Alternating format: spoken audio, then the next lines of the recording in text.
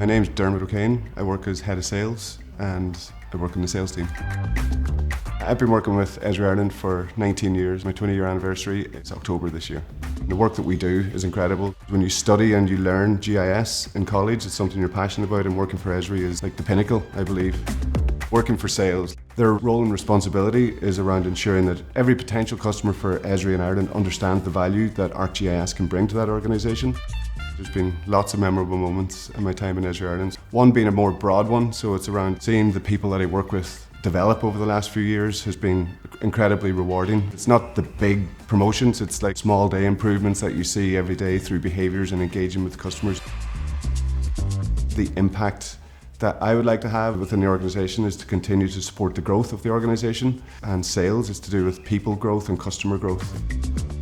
Over the next few years as a team, our goal is to support the growth of the business, and as a technology it's growing the use of our technology within our customers, and ultimately it's about growing the value that we will bring to our customers over the few years.